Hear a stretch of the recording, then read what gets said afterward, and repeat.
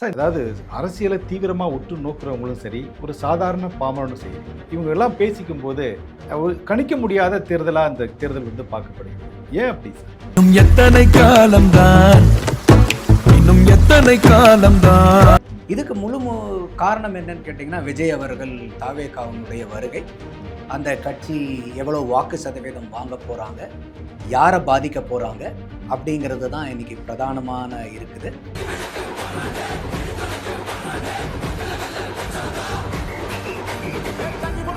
அப்போ நம்ம தமிழக அரசியலினுடைய வரலாற்றை எடுத்து நீங்கள் பார்க்கும்போது எப்பெல்லாம் வாக்கு சதவீதம் அதிகமாக இருக்குதோ அப்பெல்லாம் ஆட்சி மாற்றங்கள் நடந்திருக்கு. வாக்கு சதவீதம் குறைஞ்சு ஆட்சியை தக்க வச்ச வரலாறு உண்டு. ஆனால் வாக்கு சதவீதம் உயர்ந்து ஆட்சியை தக்க வச்ச வரலாறு ஐயா எம்ஜிஆரை தவிர வேறு யாருக்குமே இல்லை. இது நம்ம லிஸ்ட்லயே இல்லையே. அடேங்கப்பா. சொல்லுங்க ரமணி, இந்த 4 கேட்டகரி ஓட்டர்ஸ் யாருக்கிட்ட இப்போ அதிகமாக இருக்காங்க? இப்போதைக்கு திமுக கிட்ட தான் இருக்கு. இளைஞர்கள் வந்து அதிமுக பின்னாடி படையெடுத்து போறதை பார்த்து இருந்தாங்க. அதாவது செல்வி ஜெயலலிதா அவர்கள் இருந்தபோது இளைஞர் பாசறை, இளம்பெண்கள் பாசறை சொல்லி ஒரு டீம் இருந்தாங்க. சமீப கால மகளிர் இருந்தாங்க. சமீப காலமா கடந்த தேர்தலே அது அப்படியே கன்வெர்ட் ஆயிடுச்சு. 21 கூட நீங்க பாத்தீங்களா? விஜய் அவர்களுடைய எத்தனை சதவீதம் அவர் வாங்கினாலும் சரி, 15, 20, 25, ஈவன் 30 எத்தனை வாங்கினாலும் அதில் 80% வாக்கு இந்த 4 பக்கெட்டில் தான் விழும். இளைஞர்கள், மகளிர், மைனாரிட்டி, எஸ்சி, எஸ்டி. அப்போ இந்த 4 வாக்கு வங்கியும் பிரதானமாக இன்னைக்கு வச்சிருக்கிறது யாருன்னா திமுக கூட்டணி. ஒரு குழந்தைய பயன்படுத்தி நீங்கள் வந்து வாக்கு சேகரிக்கிங்கிறது ஒரு குற்றமாக சொல்கிறாங்க. காசை கொடுத்து வாக்கு வாங்குறீங்களா, அதெல்லாம் தப்பு இல்லையா? சாதி சொல்லி வாக்கு வாங்குறீங்களா, அதெல்லாம் தப்பு இல்லையா? மதத்தை சொல்லி வாக்கு வாங்குறீங்களே, தப்பு இல்லையா? இல்லை எங்கள் மதத்துக்காரங்க இதுக்கு போட சொல்லியிருக்காங்கன்னு போடுறீங்களா, அது தப்பு இல்லையா? அப்போ அதெல்லாம் தப்புன்னா இதுவும் தப்பு. அப்போ தாவேகாவும் திமுகவும் இதில் பிரதானமாக கோல் வச்சிருக்காங்க. இன்னும் சொல்ல போனால் திமுகவை விட விர்ச்சுவல் வாரியர்ஸ், டிவிக்கு விர்ச்சுவல் வாரியர்ஸ் 40-50% அதிகமாக வேலை பார்க்குறாங்க. அப்போ அவங்க வந்து they are seems to be very louder and noisier. அப்போ அவங்கள்கிட்ட வந்து பார்த்தீங்கன்னா அந்த பெரிய லவுடர் நாய்ஸாக இருக்கிறனால எல்லா இடத்துலையும் டிவிக்கேங்கிற இருக்கிற மாதிரி இருக்கு. ஆனால் 40% போய் ஒட்டுமொத்த ஆட்சியும் பிடிக்கிற அளவுக்கு இருந்துச்சுன்னா ப்ராபபிலிட்டி 0ன்னு நான் சொல்லலை. ப்ராபபிலிட்டி இருக்குது. அதுக்கு வந்து ஒரு 5 to 6% ப்ராபபிலிட்டி இருக்குது. அது நடந்துச்சுன்னா நான் திருப்பி அதைத்தான் சொல்கிறேன். ஐயா ரஜினிகாந்த் சொன்ன மாதிரி அதிசயம், அற்புதம்.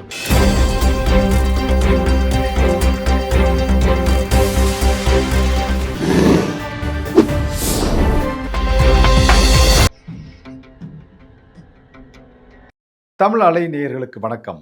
இன்றைய சந்திப்பில் நம்மோடு இணைந்திருப்பவர் அரசியல் விமர்சகர் திரு நந்தகுமார் அவர்கள். வணக்கம் சார். வணக்கம் ரமணி. சார், இன்னைக்கு அதாவது அரசியலை தீவிரமாக உற்று நோக்குறவங்களும் சரி, ஒரு சாதாரண பாமரனும் சரி, இவங்க எல்லாம் பேசிக்கும் போது யார் வெற்றி பெறுவா, யார் ஆட்சி அமைக்க போகிறா அப்படிங்கிற ஒரு கேள்வி வந்து ரொம்ப பிரதானமாக இருக்குது. அவங்களுடைய ஒவ்வொரு கான்வர்சேஷன்லையும் பிரதானமாக இருக்குது. ஒரு கணிக்க முடியாத தேர்தலாக இந்த தேர்தல் வந்து பார்க்கப்படுகிறது. ஏன் அப்படி சார்? இது உண்மையாலுமே ஒரு வரவேற்கக்கூடிய ஒரு சிச்சுவேஷன் தான் இது. ஏன்னா நிறையா இடத்துல வந்து மக்களுக்கு அரசியல் மேலே வந்து ரொம்ப ஈடுபாடு இல்லாமல் ஒரு வெகு தூரம் அரசியலை விட்டு நகர்ந்து போயிருந்தாங்க. இப்போ நீங்கள் சொல்கிற மாதிரி எல்லாருமே இந்த எலெக்ஷன் முடிஞ்சதுக்கப்புறம் ஓட்டு போடுற வரைக்கும் ஜெயின்னு இருக்கும். இப்போ ஓட்டு போட்டு முடிஞ்சதுக்கப்புறம் கூட நாளான்னைக்கு எக்ஸிட் போல் வர வரைக்கும், எக்ஸிட் போல் வந்ததுக்கப்புறமும் மே 4ஆம் தேதி ஓட்டு என்ற வரைக்குமே அந்த சூடு குறையாமல் போய்கிட்டு இருக்கு. இதுக்கு காரணம் என்னன்னு கேட்டிங்கன்னா, விஜய் அவர்கள் தாவேகாவுடைய வருகை, அந்த கட்சி எவ்வளோ வாக்கு சதவீதம் வாங்க போகிறாங்க, யாரை பாதிக்க போகிறாங்க அப்படிங்கிறது தான் இன்றைக்கி பிரதானமான இருக்குது. ஸோ அந்த வகையில் வந்து கட்டாயமாக இது வந்து ஒரு நம்மளை மாதிரி முதல்ல ஆரம்பத்துலேருந்தே சொல்லிட்டுருக்கேன், நம்மளை மாதிரி அரசியல் நோக்கர்களுக்கு பெரிய பாடங்கள் எல்லாம் இதில் நிறையா கிடைக்கும், இன்சைட்ஸ் கிடைக்கும், நிறையா நம்ம பார்க்க தவறின விஷயங்கள்லாம் கூட சில இதை வந்து நமக்கு பாடங்கள், படிப்பினைகள்லாம் கிடைக்கும்னு சொல்லிட்டு இருந்தேன். ஸோ இந்த தடவை நம்மளையும் தாண்டி பொதுமக்களும் இதில் வந்து அதிதீவிரமாக இருக்காங்க. ஸோ அதனால் வந்து இது ஒரு வரவேற்புக்கு உண்டான ஒரு விஷயமாக தான் நான் பார்க்குறேன். Okay sir. அதுலேயும் பெரும்பாலும் எல்லாரும் பேசிக்கக்கூடிய விஷயம் என்னென்னா, விஜய் வாங்கக்கூடிய வாக்குகள் வந்து யாரை பெரிய அளவுக்கு டேமேஜ் பண்ணும், இதனால் வந்து யாருடைய வாக்கு யாருக்கு போகும் அப்படிங்கிற ஒரு விஷயங்களை வந்து ரொம்ப ஒரு அதிதீவிரமாகவே வந்து விவாதம் பண்ணிக்கிறாங்க அவங்க உங்களுக்குள்ளே.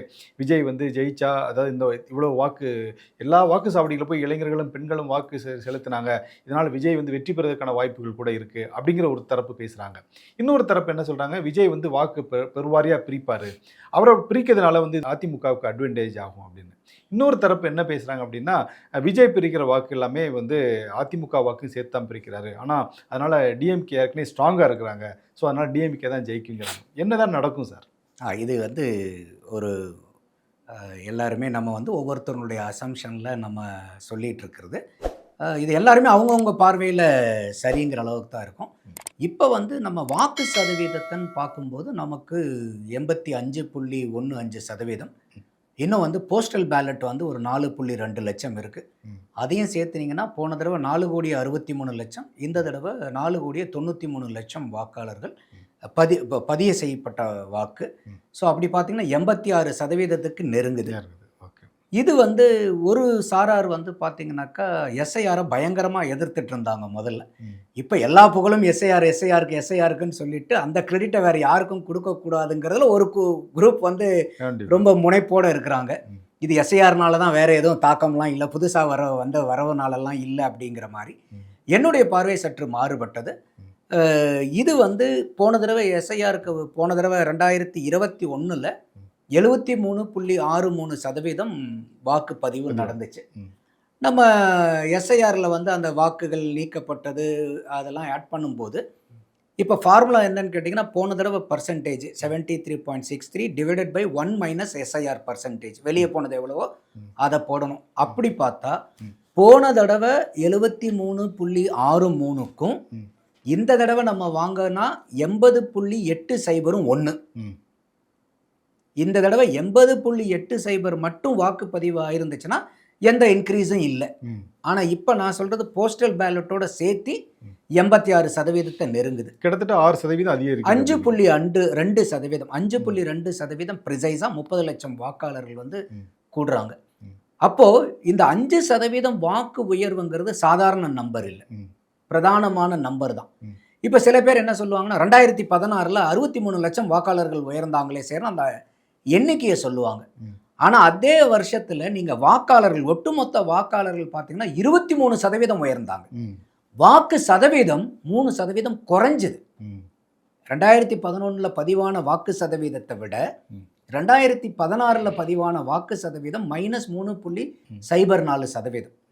அப்போ இந்த இடத்துல 2026 பொறுத்த வரைக்கும் 6.3 கோடியாக இருந்த வாக்காளர்கள் போன தடவை இருந்தது, இன்னும் கரெக்டாக சொன்னால் 6.29 கோடியாக இருந்த வாக்காளர்கள் இப்போ 5.73 கோடி. அப்போ இதில் வந்து ஒரு 27, அதில் வந்து ஒரு 29, அப்போ சற்று ஏறக்குறைய 56 லட்சத்துக்கு மேலே வாக்காளர்கள் வந்து குறையிறாங்க. 30 லட்சம் வாக்காளர்கள் அதிகமாகறாங்க பதிவு செஞ்சது. இது எல்லா கணக்கையும் நம்ம பார்க்கணும்.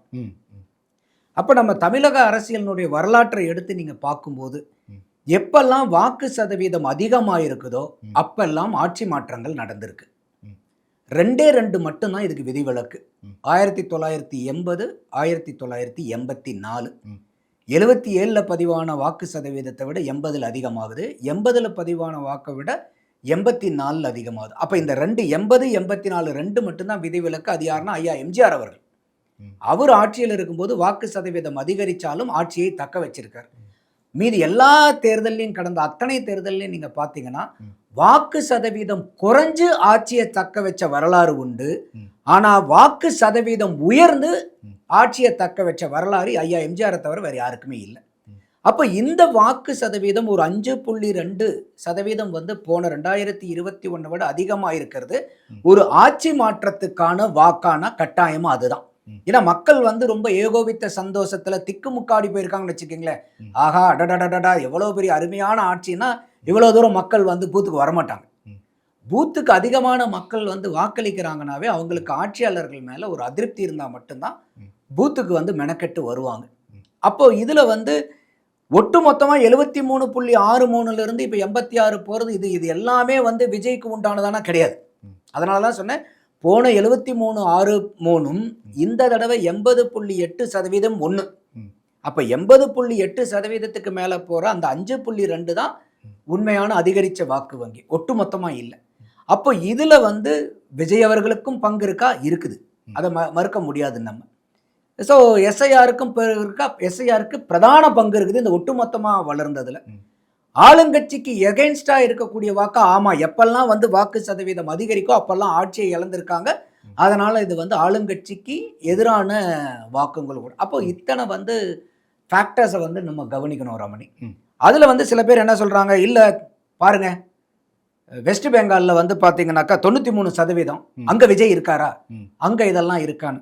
இப்போ நான் இது எல்லா இடத்தையும் நான் அனலைஸ் பண்ணுறேன். தமிழ்நாட்டில் வந்து எப்படி வந்து போன தடவை 2021 வாக்கு சதவீதம் 80.8% ஈக்குவல்னு சொல்கிறனோ, அந்த மாதிரி வெஸ்ட் பெங்காலில் இந்த தடவை 93% பண்ணுனா ஈக்குவல். ஓகே. இப்போ அங்கே என்ன நடந்திருக்கு, 92 to 93. அப்போ அங்கே ஃப்ளாட். வெஸ்ட் பெங்காலில் வாக்கு வங்கி பெருசாக ஏறல. இதே நீங்கள் புதுச்சேரியில் இந்த தடவை 85% வாங்கினாங்கன்னா போன தடவைக்கு ஈக்குவல். ஆனால் இந்த தடவை பார்த்தீங்கன்னா சற்றேறக்குரிய 89 மேலே 89.9%. அப்போ 4% புதுச்சேரியில் கூடியிருக்குது வாக்கு போனதை விட. கேரளாவை எடுத்துக்கிட்டிங்கன்னா 0.5லிருந்து 1% கூடியிருக்கு. அசாமில் 1லிருந்து 1.5% குறைஞ்சிருக்கு. எல்லா கணக்கையும் நீங்கள் எடுத்து நெட்டாக போட்டிங்கன்னா. அப்போ இந்த இப்போ எல்லா தமிழ்நாட்டுக்கும் புதுச்சேரிக்கு இது பாருங்கள், இதில் வெஸ்ட் பெங்காலில் வந்து 93% அது வந்து ஏறிடுச்சேன்னு சொல்கிறது வந்து அங்கே ஏறினாலும் அது ஃப்ளாட்டு. போன 2021 வாங்கின வாக்கு பதிஞ்ச வாக்கு சதவீதமும் இப்போ 2026க்கு பதிஞ்ச வாக்கு சதவீதத்தையும் எஸ்ஐஆரை கணக்கு போட்டு பார்த்தா ஃப்ளாட். ஆனால் இங்கே 80.8 வாங்கியிருந்தா மட்டும்தான் ஃப்ளாட்டு. ஆனால் நம்ம இப்போ 86 வாங்குகிறோம். அப்போ இங்கே 5.2% உயர்ந்திருக்கு. அப்போ இந்த 5 மாநிலங்களில் எடுத்திங்கன்னா தமிழ்நாடும் பாண்டிச்சேரியும் பிரதானமாக ஏறி இருக்கு. வெஸ்ட் பெங்கால் ஃப்ளாட்டு, கேரளா ரொம்ப ஒரு 0.5%லேருந்து 1% வரைக்கும் உயர்ந்திருக்கு. அசாம் 1லிருந்து 1.5% குறைஞ்சிருக்கு. ஸோ இதுதான் இந்த 5 மாநிலத்தினுடைய வாக்குப்பதிவினுடைய யதார்த்தமான உண்மை. அப்போ இந்த 5.2 இப்போ நீங்கள் கேட்ட கேள்வி, இன்னைக்கு விஜய் யாரை வந்து பாதிக்கிறார், அதுதான் இன்னைக்கு $1 பில்லியன் கொஸ்டின். அது இப்போ விஜய் அவர்கள் வந்து பார்த்தீங்கன்னா நான் ஆரம்பத்துலேருந்தே சொல்லிட்டு இருக்கேன், யாருமே வந்து விஜய் அண்டர் எஸ்டிமேட் பண்ணாதீங்க. எந்த கட்சிக்கும் நல்லதில்லை.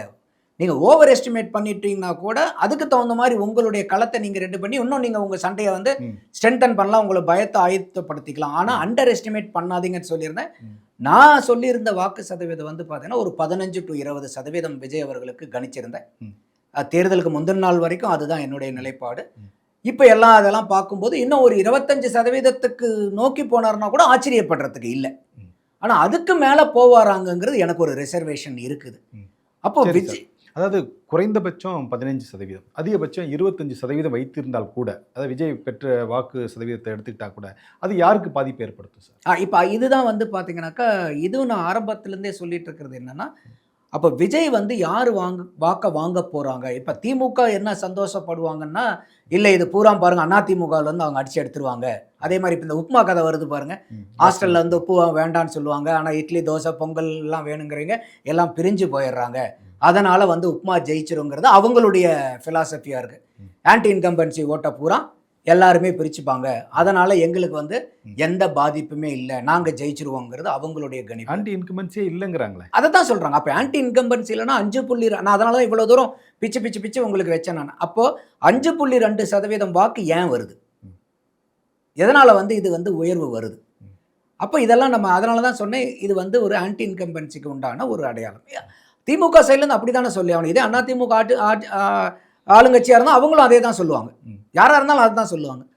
அதிமுக சைட்லேருந்து என்ன நினைப்பாங்கன்னா, இல்லை எல்லா வாக்கும் வந்து திமுக வாக்கை எடுப்பாங்க, அதனால் வந்து நாங்கள் ஜெயிச்சிருவோங்கிற ஒரு கணக்கு. விஜய் அவர்கள் சைட்லேருந்து இல்லை நாங்களாம் வந்து பார்த்தீங்கன்னாக்கா 40% எடுத்துருவோம், எல்லாமே ஜெயிச்சிருவோங்கிறது அவங்களுடைய கணக்கு. நம்பிக்கை எல்லாத்துக்கும் ஒரு நம்பிக்கை உண்டு. ஸோ நம்ம வந்து ஒரு வெளியே இருந்து உள்ளார ஆட்டத்தை பார்க்கும்போது விஜயனுடைய கட்சி வாக்காளர்கள் அவங்களுடைய கேரக்டரிஸ்டிக்ஸ் என்னென்ன, எந்த மாதிரி செக்மெண்ட்டில் அவர் வாக்காளர்களை வச்சுருக்காங்க, அதிமுக எந்த செக்மெண்ட்டில் வாக்காளர்கள் வச்சுருக்காங்க, திமுக எந்த செக்மெண்ட்டில் வாக்காளர்கள் வச்சுருக்காங்கன்னு பார்க்கும்போது இப்போ இதில் எல்லாத்துக்கும் வந்து பீதியை கிளப்புறது தாவேகா எங்கேருந்து எடுப்பார் அப்படின்னு. அப்போ அவர் எடுக்கக்கூடியது பார்த்தீங்கன்னா, நான் ஆரம்பத்துலேருந்தே சொல்லிட்டு இருக்கிறது, விஜய் அவர்களுக்கு பிரதானமான 4 வாக்கு வங்கிகள் இருக்குது. ஒன்று இளைஞர்கள், மகளிர், மைனாரிட்டி, எஸ்சி எஸ்டி. சொல்லுங்க ரமணி, இந்த 4 கேட்டகரி ஓட்டர்ஸ் யாருக்கிட்ட இப்போ அதிகமாக இருக்காங்க? இப்போதைக்கு திமுக கிட்ட தான் இருக்கு. இளைஞர்கள் வந்து அதிமுக பின்னாடி படையெடுத்து போகிறத பார்த்து இருந்தாங்க. அதாவது செல்வி ஜெயலலிதா அவர்கள் இருந்தபோது இளைஞர் பாசறை, இளம்பெண்கள் பாசறைன்னு சொல்லி ஒரு டீம் இப்போ இருந்தாங்க. சமீப காலத்தில் மகளிர் இருந்தாங்க. சமீப காலமாக கடந்த தேர்தலே அது அப்படியே கன்வெர்ட் ஆயிடுச்சு. 21 கூட நீங்கள் பார்த்தீங்களா அதை? அம்மையார் ஜெயலலிதாவுடைய மரத்துக்கு அப்போ இளைஞர்கள் அங்கே பெருசு அளவுக்கு இல்லை. அடுத்தது வந்து பார்த்தீங்கன்னா மைனாரிட்டி ஓட்டு அதிமுக அது கூட்டணிக்கு கன்சால்டேட்டா அவங்களுக்கு தான் இருக்கு. அது ஒரு திமுக சாலிடா கூட்டணி திமுக கூட்டணி தான் இருக்கு. அதே மாதிரி இன்னைக்கு எஸ்சி எஸ்டியை வந்து பெரிய அளவுக்கு வந்து அண்ணன் திருமாவளவன் அவர்கள் அங்கே இருக்கிறனால பெரிய அளவுக்கு அங்கே ஆமா. கன்சாலிடேட் பண்ணி கொடுத்துட்ருக்காரு. அப்போ நான் வெளியே இருந்து ஒரு 3வது மனிதனாக பார்க்கும்போது விஜய் அவர்களுடைய எத்தனை சதவீதம் அவர் வாங்கினாலும் சரி, 15, 20, 25, ஈவன் 30 எத்தனை வாங்கினாலும் அதில் 80% வாக்கு இந்த 4 பக்கெட்டில் தான் விழும். இளைஞர்கள், மகளிர், மைனாரிட்டி, எஸ்சி எஸ்டி. அப்போ இந்த 4 வாக்கு வங்கியும் பிரதானமாக இன்னைக்கு வச்சிருக்கிறது யாருன்னா திமுக கூட்டணி தான். அப்போ இவர் அதிகமாக எங்கிருந்து எடுக்க முடியும்னா திமுக கூட்டணியிலிருந்து தான் எடுக்க முடியும். அதுக்காக அதிமுகவை தொடாமையே விட்டுருவாரா? இல்லை. அங்கே 1 எடுத்தால் இங்கே 2 எடுப்பார். 1:2. அதிமுகவில் 1 ஓட்டு எடுத்தால் இங்கே 2 ஓட்டு எடுப்பார். அந்த அளவுக்கு வந்து பார்த்தீங்கன்னாக்கா, ஏன்னா இங்கே அதிகமாக அவங்க வச்சிருக்காங்க. அதனால் இந்த செக்மெண்ட்டில் எடுக்கிறதுக்கு அவங்களுக்கு வந்து பிரதானமான வாய்ப்புகள் இருக்குது. அதனால் வந்து பார்த்தீங்கன்னாக்கா என்னுடைய அனாலிசிஸ் சொல்கிறது, I maybe right or wrong, என்னுடைய அனாலிசிஸ் சொல்கிறது விஜய் அவர்கள் அதிகமாக வாக்கு எடுக்க அது வந்து பெரிய சேதாரத்தை திமுக கூட்டணிக்கு உண்டு பண்ணும். அது அதிமுக கூட்டணிக்கு அவங்க சைட்ல இருந்து பாதம் பிரிச்சா கூட எதிர்கூட்டணியிலிருந்து அதிகமாக பிரிக்கிறனால நெட்டு பார்க்கும்போது ஏடிஎம்கேக்கு வந்து ஒரு அது அட்வான்டேஜாக மாறும். Okay sir. என்ன காரணம் சொல்கிறேன்னா ரமணி, போன தடவை 2021 தேர்தலில் 2016 கம்பேர் பண்ணும்போது திமுக கூட்டணி 159 சீட்டு ஜெயிக்கிறாங்க. ஆமாம், கூட்டணியா. அப்போ இதில் 42 சீட்டை எடுத்தீங்கன்னா 159 மைனஸ் 118 மெஜாரிட்டி எடுத்தீங்கன்னா 42 சீட் ஆட்சி. 10,000க்கு கீழே வாங்க வாக்குகள். அப்போ அந்த 42 சீட்டை நீங்கள் எடுத்து அதனுடைய வின்னிங் மார்ஜினை மட்டும் கால்குலேட் பண்ணினீங்கன்னா 1,88,830 வாக்கு. வெறும் 1,88,830 வாக்கு இந்த 42 சீட்டு. கடந்த 2021 வந்து அதிமுக ஆட்சி இழக்க காரணமானது இந்த 2 லட்சம் ஓட்டில் தான். ஆமாம். நீங்கள் 43 சீட்டுன்னு எடுத்தீங்கன்னா 1,99,387 வாக்கு. அப்போ இந்த 2 லட்சம் சீட்டுக்கு கீழே தான் அதிமுக ஆட்சியை பறி கொடுக்குது. 2 லட்சம் வாக்குக்கு கீழே 2 லட்சம் வாக்குக்கு கீழே தான் அதிமுக இந்த 43 சீட்டை பறி கொடுத்து திமுக கூட்டணி கிட்ட ஆட்சியை இழக்கிறாங்க. அப்போது 1:2ன்னு கூட இல்லாமல் ஒரு குறைஞ்ச அளவுக்கு வந்து அவங்க அதிமுகவை விட அதிகமாக விஜய் அவர்கள் வந்து திமுக கூட்டணியிலிருந்து வாக்கு எடுத்தா கூட திமுக கூட்டணிக்கும் அதிமுக கூட்டணிக்கும் இப்போ இங்கே அங்கே 2 லட்சம் ஓட்டுன்னு வச்சுங்க, இந்த 1 லட்சம் ஓட்டு இங்கே எடுத்துட்டாங்கன்னா ஈக்குவலைஸ் ஆகிடும், ஃப்ளிப் ஆகிடும். அப்படியே அது இவங்களுக்கு சாதகமாக அதிமுகவுக்கு முடியும். அடுத்த இன்னொரு புள்ளி விவரம் என்னன்னா, 2021 188 சீட்டில் உதயசூரியன் நிற்குது, 133 சீட்டு ஜெயிக்கிறாங்க. அவங்க ஸ்ட்ரைக் ரேட் வந்து பார்த்தீங்கன்னாக்கா 70.74%. 10 வருஷம் ஆன்டி இன்கம்பன்சிக்கு அப்புறம் 2011 21 வரைக்கும் அதிமுகவினுடைய ஆட்சி, ஜல்லிக்கட்டு போராட்டம், ஜெயலலிதா அம்மையாருடைய மரணம், அதை தொட்டு கிளப்பப்பட்ட சந்தேகங்கள், எண்ணற்ற போராட்டங்கள், தூத்துக்குடி துப்பாக்கி சூடு, பொள்ளாச்சி பாலியல் வன்கொடுமை, சாத்தான்குளம், பென்னிஸ் ஜெயராஜ், இது எல்லாத்துக்கும் அப்புறமும் அவங்களுடைய கன்வர்ஷன் ஸ்ட்ரைக் ரேட் எவ்வளோ? 70.74% தான். இப்போ 5 வருஷம் திமுக ஆட்சியில் இருக்குது. இப்பயும் ஆன்டி இன்கம்பன்சி அதிகமாக இருக்குது. அரசாங்க ஊழியர்கள் ஹாப்பியாக இல்லை. பழைய பென்ஷன் கொடுப்போன்னு சொல்லிட்டு டேப்ஸை கொண்டு வந்து அதுக்கு பதிலாக வந்து சிபிஎஸ்ஏ பரவாயில்லங்கிற அளவுக்கு ஜாக்டோ ஜியோனுடைய பொறுப்பாளர்கள் வேணால் ஏகோபித்த சந்தோஷத்தில் பொன்னாட ஸ்வீட் கொண்டாடுங்கிற அளவுக்குலாம் அவங்க பண்ணாங்களே ஒழிய, ஆனால் அரசாங்க ஊழியர்கள் பெரிய அளவுக்கு ஹாப்பியாக இல்லை. உழவர் பெருமக்கள் ஹாப்பியாக இல்லை, மீனவ பெருமக்கள் ஹாப்பியாக இல்லை, தூய்மை பணியாளர்கள் ஹாப்பியாக இல்லை, கான்ட்ராக்ட் எம்ப்ளாயீஸ் பகுதி நேர ஆசிரியர்கள் இல்லை.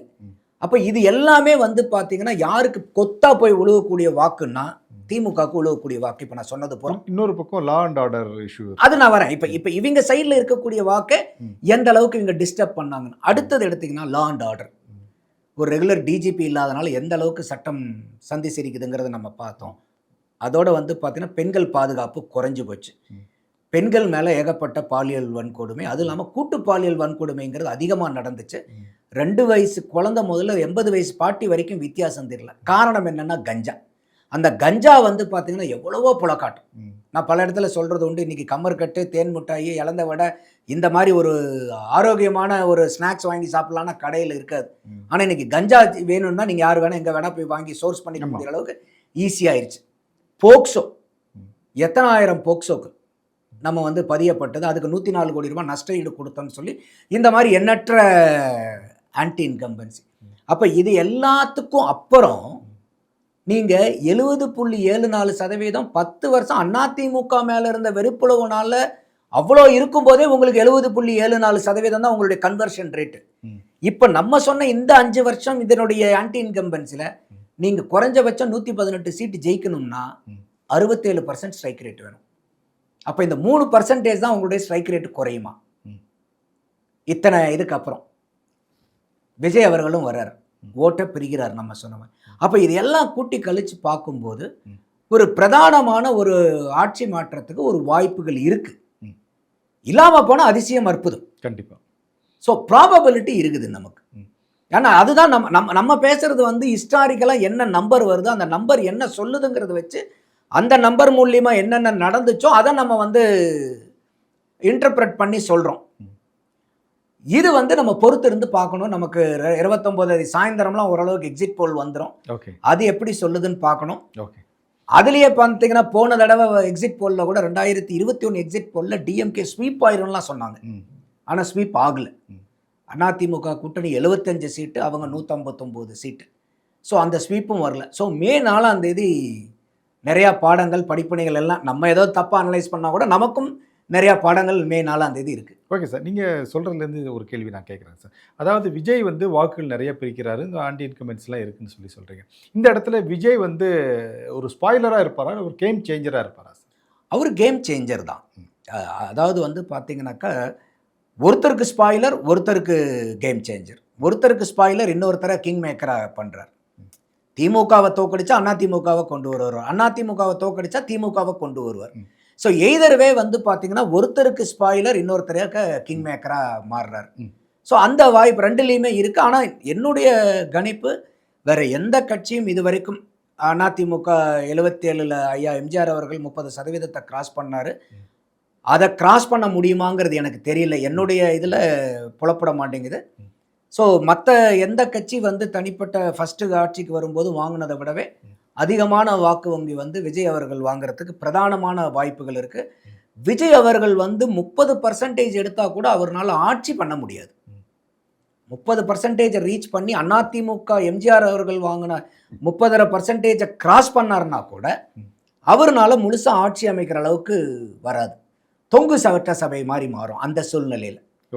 அவர் வந்து ஒரு 37-40% போக போக தான் அவருக்கு ஃபுல் மெஜாரிட்டி வந்து கிடைக்கும். அப்படி தானே சொல்கிறாங்க. அதாவது வாக்கு சாவடியில் வந்து பார்த்திங்கன்னா நிறைய வாக்காளர்கள் வந்து தாவேக்காவுக்கு தான் வாக்களித்தாங்க, அதனால் கிட்டத்தட்ட 40% அளவுக்கு வாக்கு பெற்று அவர் முதலமைச்சராக வருவார்னு சொல்லி அவங்க கட்சியிலேருந்து அறுதிட்டு பேசுகிறாங்களே. வாக்கு பெட்டியில் அந்த பேலட் பாக்ஸில் யாருக்கு ஓட்டு போட்டங்கிறது போட்டவரை தவிர வேறு யாருக்குமே தெரியாது. யாருக்குமே தெரியாது.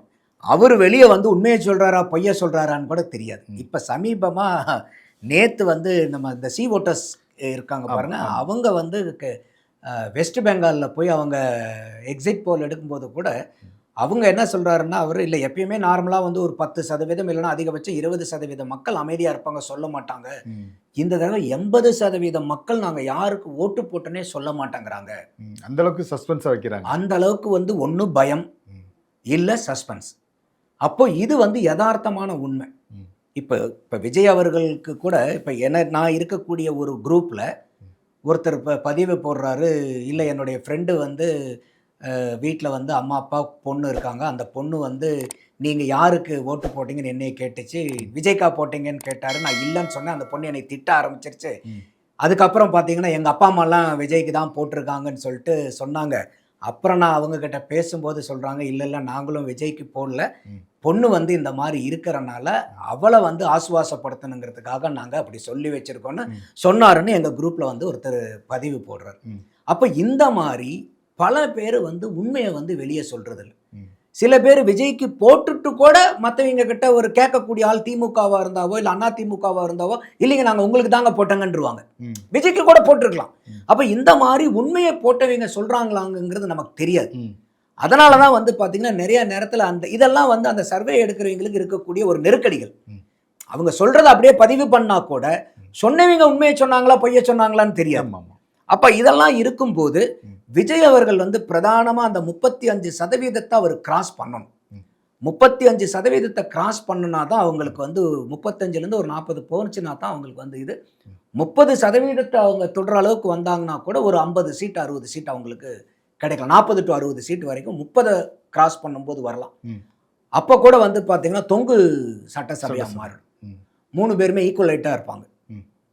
அந்த ரேஞ்சில் தான் இருக்குமே ஒளி அவர் வந்து டுவர்ட்ஸ் 40 போனாருன்னா தான் ம். அவங்க நினைக்கிற மாதிரி ஒரு சிங்கிள் மெஜாரிட்டி கிடைக்கும். ம். அந்த மாதிரி நடக்குமா நடக்கலையான்னு தெரியல. ம். அப்படி நடந்துச்சுன்னா ஐயா ரஜினிகாந்த் அவர்கள் சொன்னார் பாருங்க, அதிசயம் அற்புதம் அப்படின்னு. ம். அந்த வார்த்தையை நம்ம அங்கிருந்து கட் அண்ட் பேஸ்ட் இங்க போட்டுக்கலாம். ஓகே. தமிழ்நாட்டில் அதிசயம் அற்புதம் நடந்திருக்குது அப்படின்னு சொல்லிட்டு. Okay sir. ஓகே சார், இன்னொரு விஷயம் கூட இந்த மெயின் ஃப்ரேம் மீடியாஸ்லலாம் ஒரு செய்தி பரவிட்டு இருக்கு. என்னன்னா சார், இந்த மாதிரி விஜய் வந்து சின்ன குழந்தைகளெல்லாம் இன்ஃப்ளூயன்ஸ் பண்ணி அவங்க வீட்டில் வந்து பேரண்ட்ஸை ஓட்டு போட சொல்லி இன்ஃப்ளூயன்ஸ் பண்ணிட்டாரு. அதனால் என் குழந்தை வந்து மன ரீதியாக பாதிக்கப்பட்டுருச்சு. ஸோ அதனால் அவர் மேலே நடவடிக்கை எடுக்கணும் அப்படிங்கிற மாதிரிலாம், ஏன்னா தேர்தல் முடிவுகள் வேறு மாதிரி ஆச்சுன்னா என்னுடைய குழந்தையோட சூழ்நிலை எப்படி ஆகுமோன்னு தெரியல அப்படிங்கிற மாதிரிலாம் சில பேரண்ட்ஸ் சொல்கிறாங்கன்னு ஒரு பேட்டி பார்த்தோம். அது மாதிரி ஒருத்தர் வழக்கு கூட தொடர்ந்துருக்கிறார். அதை எப்படி பார்க்குறீங்க சார்? அந்த வழக்கத்தோட வந்தவர் வந்து விடுதலை சிறுத்தைகள் கட்சியினுடைய பொறுப்பாளர். ம். அவர் வந்து என்னுடைய குழந்தை வந்து இந்த மாதிரி சொல்லுது அடம்பிடிக்குதுன்னு சொல்லிட்டு அவர் கொடுத்துருக்காரு. ம். பொதுமக்கள் யாரும் கொடுத்த மாதிரி தெரியல. ம். இப்போ நீங்கள் நல்லா யோசிச்சு பாருங்களேன். இப்போது நானும் வீடியோ நிறையா பார்த்தேன். எனக்கும் அதில் வந்து சங்கடங்கள் தான். அது வந்து ஒரு ஒரு குழந்தைய பயன்படுத்தி நீங்கள் வந்து வாக்கு சேகரிக்கிங்கிறது ஒரு குற்றமாக சொல்கிறாங்க. காசை கொடுத்து வாக்கு வாங்குறீங்களா, அதெல்லாம் தப்பு இல்லையா? ம். ம். சாதி சொல்லி வாக்கு வாங்குறீங்களா, அதெல்லாம் தப்பு இல்லையா? மதத்தை சொல்லி வாக்கு வாங்குறீங்களே தப்பு இல்லையா? இல்லை எங்கள் மதத்துக்காரங்க இதுக்கு போட சொல்லியிருக்காங்கன்னு போடுறீங்களா, அது தப்பு இல்லையா? அப்போ அதெல்லாம் தப்புன்னா இதுவும் தப்பு. அப்போ இதில் இது ஒரு பகுதி ரமணி. இன்னொரு பகுதி அந்த குழந்தைங்களுடைய வீடியோவெல்லாம் எடுக்கிறது யார் ரமணி? அவங்க பேரண்ட்ஸ் தான். அப்போ அந்த பேரண்ட்ஸ்னுடைய ஒப்புதலில் தான் அந்த குழந்தை பேசுதுங்க. ம். இந்த குழந்தை பேசி பேரண்ட் இன்ஃப்ளூயன்ஸ் ஆன மாதிரி எனக்கு தெரியல. இப்போ வந்து ஒரு 4 வயசு குழந்தை 5 வயசு குழந்தைக்கு வந்து இவங்க வீட்டில் ஒரு அப்பாவோ அம்மாவோ இதை பற்றி பேசாமல் அந்த குழந்தைக்கு எப்படி தெரிஞ்சிடும்? அதுவா டிவியை போட்டு அதுவா விஜய் எங்கே மீட்டிங்க்கு போகிறாரு, என்ன பேசுகிறாரு, எக்ஸாக்ட்லி யாராவது பார்க்க முடியுமா? இன்னைக்கு நானே பல இடத்துல என்னுடைய விமர்சனம் என்னன்னா, விஜயை கேட்க போறவங்களை விட விஜயை பார்க்க போறவங்க தான் ஜாஸ்தி. கரெக்டா இல்லையா? கரெக்ட்.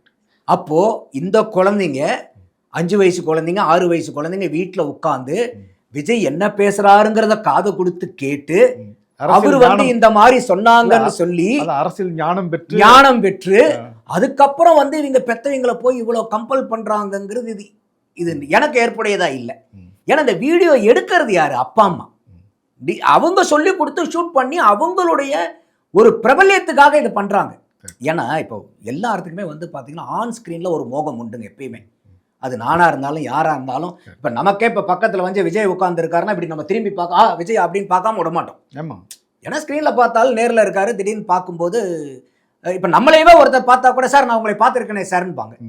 அப்போ அந்த மாதிரி வந்து ஒரு நம்ம ஸ்க்ரீனில் பார்க்குறீங்களா நேரில் பார்க்கும்போது அது வந்து ஒரு இம்பேக்ட், ஒரு சைக்கலாஜிக்கலான இம்பேக்ட் கொடுக்கும். அது யாராக இருந்தாலும் கொடுக்கும்.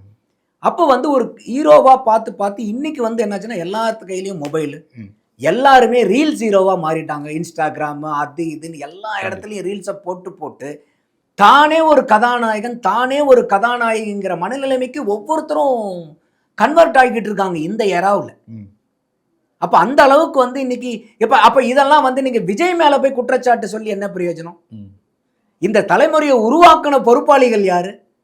இப்படி ஒரு தலைமுறையினரை வந்து உண்டு பண்ண நோக்கு உண்டான பொறுப்பை யார் ஏற்றுக்கிறது? விஜய் இன்னைக்கு வந்து 2 வருஷமா கட்சியில் இருக்கிறார். சரி, இந்த 2 வருஷமா இருக்கிற அவலத்தை பூராமே நீங்கள் அவர் மேலே தூக்கி போடுங்க. இதுக்கு முன்னாடிலாம் அவலம் இல்லையா? நான் தான் சொன்னேன், நீங்கள் காசு கொடுத்து வாக்கு கேட்கலையா? இப்போ மட்டும் எத்தனை லட்சம் கோடி இன்னைக்கு வந்து ஒரு பில்லியன் 10,000 20,000 கோடிக்கு மேலே வாக்காளர்களுக்கு மட்டும் பணம் பட்டுப்பாடாக கொடுத்துருக்காங்களே. டோக்கனை கொடுத்து வாங்குறீங்க, தங்க காசுங்கிற மாதிரி சொல்லி கொடுத்துட்டு அதை எங்கே போய் பார்த்தாலும் அது போலி தங்க காசு போலி சில்வர் காசுங்கிற அளவுக்குலாம் பிரச்சனை வருது. அப்போ இதெல்லாம் இந்த மாதிரிலாம் கொடுத்து வாங்குறதெல்லாம் இதெல்லாம் தப்பு கிடையாதா? அது மட்டும்தான் தப்பா? அது கூட எனக்கு தெரிஞ்ச அந்த குழந்தை வந்து ஒரு வீடியோ மொபைலை எடுத்து வச்சு அதுவா நடிச்சு அதுவா ரீலை எடுத்து அதுவா போட்டிருந்தா பரவாயில்ல. அவங்க அப்பா அம்மா தான் எடுக்கிறாங்க. அப்ப இது வந்து என்னுடைய பார்வையில் என்னன்னா ரமணி, தாவேக்காக்காரங்க வந்து they are very louder voter base. They are very louder and noisier. ஏன்னா அவங்க வந்து இப்போ உதாரணத்துக்கு எப்படி சொல்லலாம்னா, இப்போ ஒரு தீபாவளி வருதுன்னு வச்சுக்கோங்களேன், நம்ம வீட்டில் இருக்கிற சின்ன குழந்தைங்களுக்கு பயங்கர குஷியாக இருக்கும். நம்ம ஏற்கனவே பல தீபாவளி பார்த்தனால நமக்கு ஒன்றும் ஒரு பெரிய எக்ஸைட்மெண்ட் இருக்காது. இது வரைக்கும் இத்தனை தீபாவளிப்பா, இது இன்னொரு தீபாவளி பாட்டு போயிடுவோம். ஆனால் அந்த குழந்தையா இருக்கிறவங்களுக்கு தீபாவளி வருது தீபாவளி வருது தீபாவளி வருதுன்னு தீபாவளி முடிஞ்சு அந்த எக்ஸைட்மெண்ட் தாவேக்காகிட்ட இருக்குது. இது வந்து வேற எந்த கட்சிக்காரங்கள்ட்டையும் நம்ம பார்க்கல பிரதானமா. அப்போ தாவேக்காக தான் வந்து இன்னைக்கு சோசியல் மீடியாலையும் பெரிய அளவுக்கு கோலேச்சு இருக்கிறது. திமுக எப்பயுமே இருக்கும், அண்ணா திமுக சோசியல் மீடியாவில் பிக் ஜீரோ. ஒருவேளை நம்மளுடைய கணிப்பும் தவறுதலாகி அதிமுக இதில் இழக்கிறதுக்கு இந்த தேர்தலில் ஒரு தோக்கிறதுக்கு வாய்ப்புன்னு ஒன்று வந்துச்சுன்னா அது முழுக்க முழுக்க அதிமுகவினுடைய ஐடி விங்கையே அந்த பெருமை சாரும். ஏன்னா இன்னைக்கு ஐடி விங்கு வந்து ஒரு தேர்தலுக்கு எவ்வளோ முக்கியங்கிறத அதிமுக இந்த நொடி வரைக்கும் அதை புரிஞ்சுக்கிட்ட மாதிரி எனக்கு தெரியும். ஆனால் முதல்ல சோசியல் மீடியாவை வந்து இன்ட்ரோடியூஸ் பண்ணதே அதிமுக தான். என்ன பிரயோஜனம்? நீங்க இன்னைக்கு ரெலவெண்டா இருக்கணும்ல. அப்ப அவங்க வந்து களத்துல இருக்காங்களா? சூப்பரா இருக்காங்க. மற்ற எந்த கட்சியை விடையும் ஸ்ட்ராங்கா இருக்காங்க. ஐயா எடப்பாடியார் அவர்கள் 2 தடவை தமிழ்நாடு பூரா சுத்தி வந்துட்டார். ஐயா ஸ்டாலின் அவர்கள் கூட எல்லா தொகுதிக்கும் போகல. அவருக்கு இருக்கக்கூடிய சேனைகளை வச்சு தான் அவர் போறாரு. எடப்பாடி ஒன்று மட்டும்தான் போயிட்டு வர்றாரு. களத்துல ஸ்ட்ராங்கா இருக்கிறீங்க. சோசியல் மீடியாவில் பிக் ஜீரோ. அப்போ சோசியல் மீடியாவில் வந்து டிஎம்கே ஸ்ட்ராங்கா இருந்துச்சு, இப்பயும் இருக்காங்க. அதை விட ஸ்ட்ராங்கா டிவிகே வந்துருச்சு. அப்போ எந்த இடத்துல பார்த்தாலும் அந்த நாய்ஸ் வந்து அதிகமா இருக்கு. டிவிகேனுடைய நாய்ஸும் டிஎம்கேனுடைய நாய்ஸும். அப்போ மற்றவங்களுக்கு பார்க்கும்போது அதிமுக களத்தில் இல்லையோங்கிற மாதிரி ஒரு பிரம்மை. இது வந்து ஒரு போலியான இதுதான். அதுக்கு காரணம் நான் வேற யாரையும் சொல்ல மாட்டேன், அதிமுக கட்சியை தான் சொல்லுவேன். அப்போ இன்னைக்கு வந்து ஒரு சோசியல் மீடியாங்கிறதும் ஒரு நெரேட்டிவை செட் பண்ற ஒரு மீடியம். அது அது உங்களுக்கு பிடிக்குதோ பிடிக்கலையோ, உங்களுக்கு அது தெரியுதோ தெரியலையோ, இது ஒரு களம்.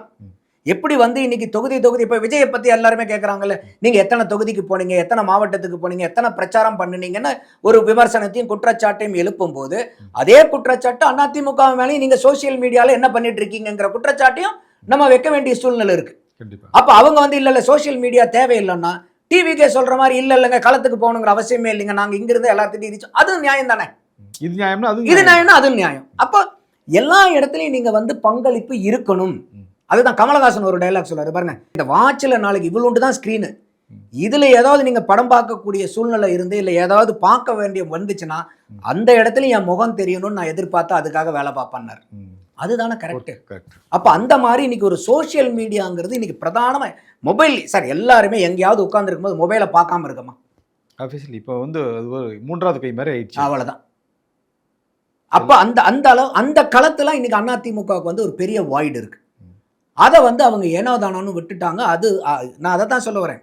சப்போஸ் இன்கேஸ் அதிமுகவுக்கு எதிர்பாராத ஒரு முடிவு வருமே ஆனால் அதற்கு காரணம் முழுக்க முழுக்க ஐடி விங்க அவங்க சரியா இந்த களத்துல சோசியல் மீடியால பதில் கொடுக்கல. சரி, வேற எந்த எதுவும் பார்க்கல. அது நிறைய உதாரணங்கள் எல்லாம் இருக்கு. எடப்பாடியார் அவர்கள் வந்து பாத்தீங்கன்னாக்கா இளம் பேச்சாளர்கள் எல்லாம் போட்டி வச்சு செலக்ட் பண்ணாங்க. அது உங்களுக்கு தெரியுமா? அதுல வந்து பாத்தீங்கன்னா ஒரு நிறை மாச கர்ப்பிணி பெண் வந்து ஒருத்தங்க பேசுறாங்க. நான் வந்து இத்தனை வருஷமா எனக்கு பேசுறதுக்கு இப்போ வாய்ப்பு கிடைக்கல, இப்போ கிடைக்குது. என் குழந்தை இப்போ வயிற்றுல இருக்கும்போதே அதிமுக ஆதரவாக வருதுன்னு அது பேசி ஒரு 4-5 நாள்லேயே அந்த பொண்ணு ஆஸ்பத்திரியில் டெலிவரி பண்ணிருச்சு. அப்போ எடப்பாடி கூப்பிட்டு ஃபோனில் பேசுறாரு. அந்த பொண்ணை ஃபோனில் கூப்பிட்டு பேசி அந்த வீடியோலாம் இருக்கு. எங்கேயாவது இது சமூக வெளியில நீங்க பார்த்தீங்களா? இது வந்து திமுகவோ இல்லை விஜய் அவர்களோ விளம்பரம் எடுத்துப்பாங்க. அதை இது ரெண்டு இந்த ஒரு விஜய் அவர்கள் அந்த மாதிரி யாருக்கோ ஃபோன் பண்ணி பேசியிருந்தாலோ இல்லை ஐயா ஸ்டாலின் அவர்கள் அந்த மாதிரி வந்து ஒரு நிறை மாச கர்ப்பிணி டெலிவரி ஆனதுக்கு அப்புறம் ஹாஸ்பிட்டலில் இருக்கும்போது கூப்பிட்டு பேசியிருந்தாலோ அது ஒரு 50-60 கோடி செலவு பண்ணி இன்னைக்கு தமிழ்நாடு பூரா விளம்பரம் நடந்திருக்கும். உண்டா இல்லையா? எங்கேயாவது இந்த வீடியோக்கள் எல்லாம் நம்ம பொது வெளியில் ஐயா எடப்பாடியார் அவர்கள் வந்து ஒரு கர்ப்பிணி பெண் டெலிவரி ஆனது ஹாஸ்பிட்டலில் கூப்பிட்டு பார்த்த வீடியோ நீங்க பார்த்தீங்களா? இது வெறும் எடப்பாடியார் அவர்களுடைய வீடியோ. நீங்க மற்ற வீடியோலாம் விட்டுருங்க. இது ஒரு வகையான விளம்பர உத்தி தானே. அதை பண்ணலைங்கிறேன் நான் அதிமுக. அப்போ ஏதாவது ஒரு சூழல்ல அதிமுகவுக்கு ஒரு பாதிப்புன்னு வந்தாதான் நான் சொல்றேன். அது வந்துச்சுன்னா முழுக்க முழுக்க காரணம் இந்த ஐடி விங்க அவங்க வந்து சரியா இதுல பயன்படுத்தாதனால இல்ல சரியா வேலை பார்க்காதனால. அப்ப தாவேக்காவும் திமுகவும் இதுல பிரதானமா கோல் வச்சிருக்காங்க. இன்னும் சொல்ல போனால் திமுகவை விட விர்ச்சுவல் வாரியர்ஸ், டிவிகேனுடைய விர்ச்சுவல் வாரியர்ஸ் 40-50% அதிகமாக வேலை பார்க்குறாங்க. அப்போ அவங்க வந்து they are seems to be very louder and noisier. அப்போ அவங்கள்கிட்ட வந்து பார்த்தீங்கன்னா அந்த பெரிய லவுடர் நாய்ஸாக இருக்கிறனால எல்லா இடத்துலையும் டிவிகேங்கிற இருக்கிற மாதிரி இருக்கு. ஆனால் களத்தில் அந்த மாதிரி பெரிய அளவுக்கு இல்லை. நான் இப்போ தான் நான் சொல்கிறேன், 25% அவங்க போனால் கூட ஆச்சரியப்படுறதுக்கு இல்லை. ஆனால் 40% போய் ஒட்டுமொத்த ஆட்சியும் பிடிக்கிற அளவுக்கு இருந்துச்சுன்னா ப்ராபபிலிட்டி ஜீரோன்னு நான் சொல்லலை, ப்ராபபிலிட்டி இருக்குது. அதுக்கு வந்து ஒரு 5 to 6% ப்ராபபிலிட்டி இருக்குது. அது நடந்துச்சுன்னா நான் திருப்பி அதை தான் சொல்கிறேன், ஐயா ரஜினிகாந்த் சொன்ன மாதிரி அதிசயம் அற்புதம். ஸோ அப்படி தான் நான் பார்க்குறேன். ஓகே சார், வர மே 4ஆம் தேதி அதிசயம் அற்புதம் நடக்குதான்னு நம்ம காத்திருந்து பார்ப்போம் சார். அது வரைக்கும் நன்றி, வணக்கம். நன்றி ரமணி.